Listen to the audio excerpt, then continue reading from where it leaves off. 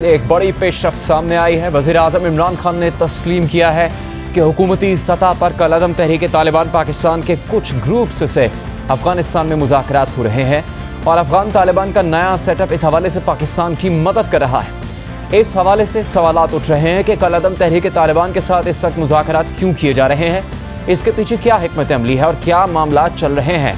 आज तुर्क टीवी को इंटरव्यू देते हुए वज़ीर-ए-आज़म इमरान खान ने कहा कि वो फ़ौजी हल पर यकीन नहीं रखते। अगर तहरीक तालिबान के ग्रुप्स हथियार डाल दें तो हम उन्हें माफ़ कर देंगे और फिर वो आम शहरी बन जाएंगे।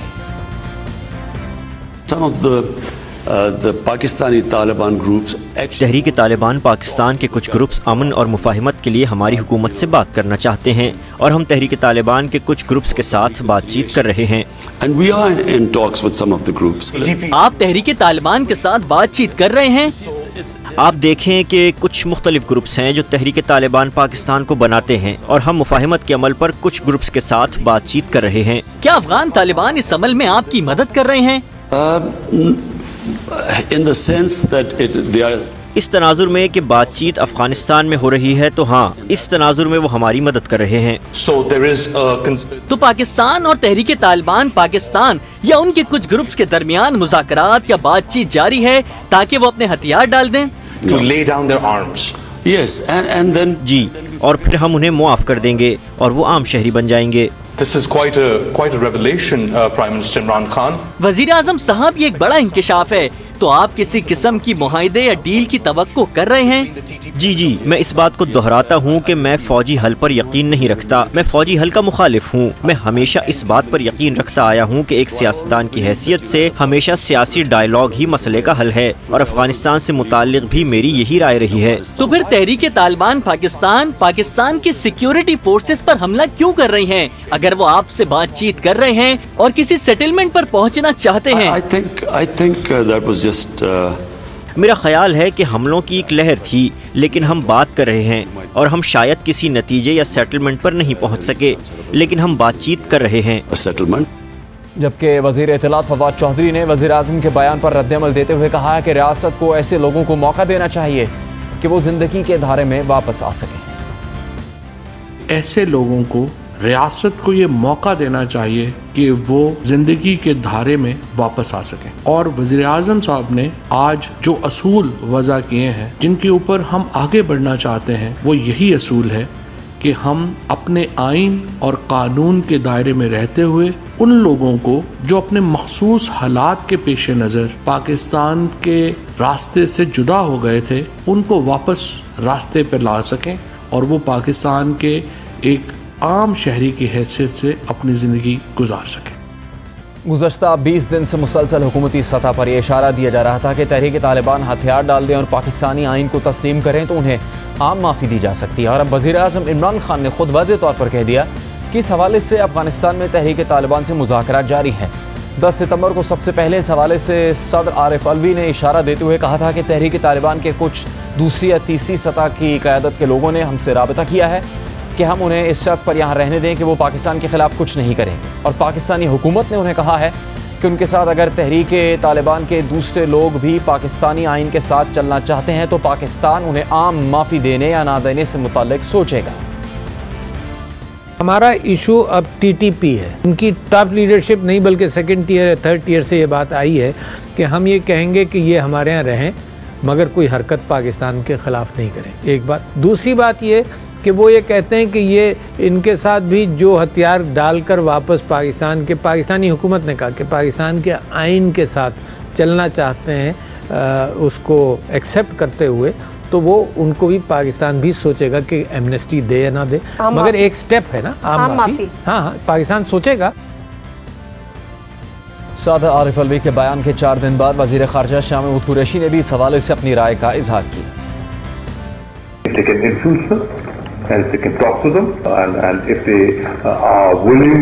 अगर अफगानिस्तान का नया सेटअप असर रसूख इस्तेमाल करके तहरीक तालिबान पाकिस्तान से बात कर सकता है और तहरीक तालिबान अगर मामलात बेहतर करने के लिए रजामंद हैं और कानून को हाथ में नहीं लेते, दहशतगर्दी की कार्रवाइयों में मुलव्वस नहीं होते और पाकिस्तान की हुकूमत के रेट और आइन के सामने सरेंडर करते हैं, तो हम इन्हें माफी देने के लिए भी तैयार हैं।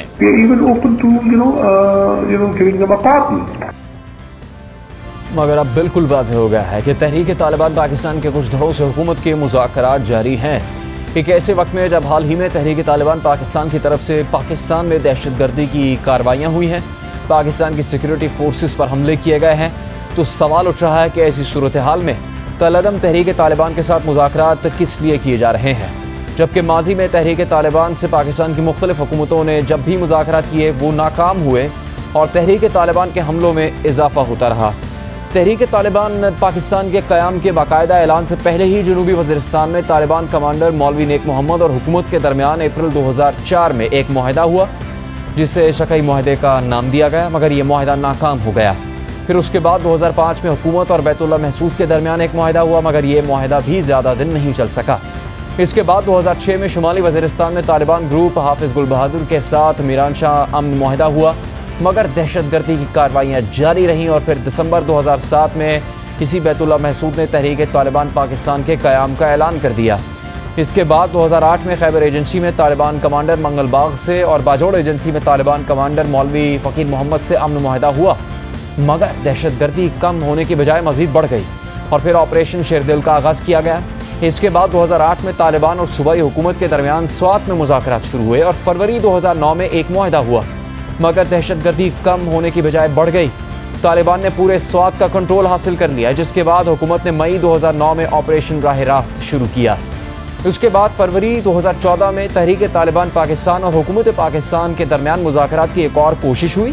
حکومت اور طالبان نے مذاکرات کے لیے باقاعدہ کمیٹیز قائم کی۔ حکومتی کمیٹی میں صحافی رحیم اللہ یوسف زئی، عرفان صدیقی، رستم شاہ محمد اور میجر عامر شامل تھے، جبکہ طالبان نے اپنی کمیٹی میں مولانا سمیع الحق، مولانا عبدالعزیز اور پروفیسر ابراہیم کو نامزد کیا۔ ان کمیٹیز کے درمیان مذاکرات ہوئے، مگر مذاکراتی عمل کے دوران 8 جون 2014 کو کراچی ایئرپورٹ پر دہشت گردوں نے حملہ کر دیا، جس کے نتیجے میں 28 افراد شہید ہوئے اور پھر حکومت نے مذاکرات ختم کر کے آپریشن ضرب عضب کا اعلان کر دیا۔ اس دوران دہشت گردی کی کارروائیاں جاری رہیں۔ پھر 16 دسمبر 2014 کو پشاور میں آرمی پبلک سکول پر دہشت گردوں نے حملہ کیا، جس کے نتیجے میں معصوم بچوں سمیت 149 افراد شہید ہو گئے۔ ملک کی سیاسی اور عسکری قیادت نے نیشنل ایکشن پلان کا اعلان کیا اور ملک میں دہشت گردوں کے خلاف کارروائیوں میں تیزی آئی، جس کے بعد پاکستان میں باقاعدہ سیکیورٹی اور حکومتی سطح پر یہ انڈرسٹینڈنگ سامنے آئی کہ تحریک طالبان اور پاکستان کے خلاف سرگرم دیگر گروپس کو بھارت کی پشت پناہی حاصل ہے اور افغانستان میں موجود حکومت اور NDS کا باقاعدہ ایک نیکسس ہے جو پاکستان کو ڈی سٹیبلائز کرنا چاہتا ہے اور افغان سرزمین کو پاکستان کے خلاف استعمال کر رہا ہے۔ اس حوالے سے پاکستان عالمی برادری کے سامنے اپنا مقدمہ پیش کرتا رہا ہے، مگر اس وقت افغانستان میں وہ حکومت بھی موجود نہیں اور طالبان یہ باور کروا چکے کہ وہ افغان سرزمین کو پاکستان کے خلاف استعمال نہیں ہونے دیں گے۔ ان ایشورنسز یعنی یقین دہانیوں کے باوجود اور تحریک طالبان پاکستان کے کمزور پڑ جانے کے باوجود اب ان سے مذاکرات کیوں کیے جا رہے ہیں، یہ سوال بہت ہی اہم ہے۔ اس حوالے سے ہم نے حکومتی عہدیداروں کو پروگرام میں آنے کی دعوت دی، مگر ان میں سے کوئی بھی شریک نہیں ہوا۔